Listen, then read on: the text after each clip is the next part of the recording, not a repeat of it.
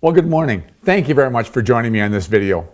Got a phone call from an agent the other day who had an offer in his hand, and he wanted me to go over some of the clauses on it and if I had any concerns.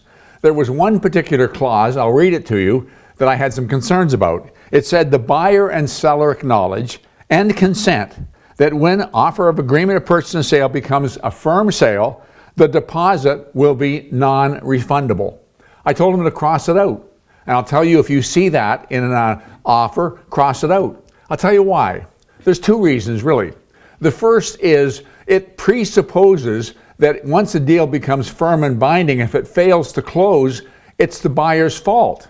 Now, often it's the buyer's fault, but it may well not be. In fact, in the last little while, we've had two examples where a seller has refused to close on a firm, unconditional deal because he was aware that the market has continued to go up and he felt he undersold his property. In the one case, another realtor interfered and said, you could have got more money for your property. In another case, he just watched the market and knew that property values were going up and up, and he decided that he was selling too cheap. So he refused to sell.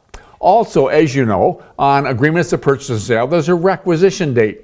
The requisition date is the period of time that the buyer's lawyer has to search title and find out if there's any clouds on title.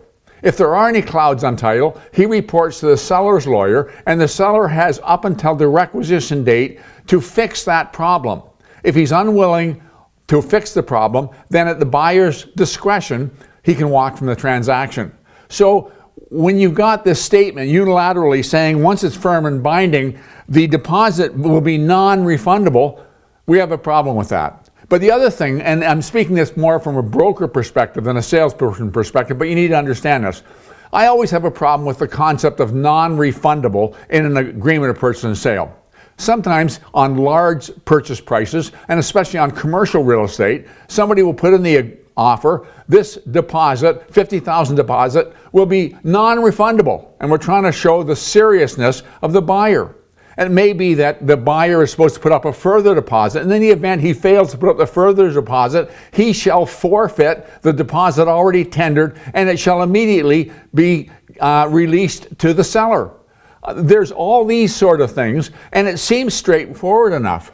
The problem is that RICO takes the position that if the party, for example, the buyer, challenges that statement in the offer and says, I don't believe the other party was acting in good faith, I don't want that deposit released, we can't release it. Even though it says in the agreement of purchase and sale it shall be forfeited, it's non-refundable, it will immediately be released to the seller, doesn't matter. RICO says we can't be the judge and jury, we can't make the decision, and so it's held up until it's sorted out by the courts. Well, the seller doesn't understand that. He looks at the agreement of purchase and sale and he says, look, it says it'll be forfeited. It says it's non-refundable. I want the money. And we're caught in the middle. As a broker, we can't release it. You say, that doesn't make sense. If it says in the agreement of purchase and sale it's non-refundable, if it says in the agreement of purchase and sale it'll be immediately released, why don't you release it? Well, let me give you another example. And that's any condition you put in an offer.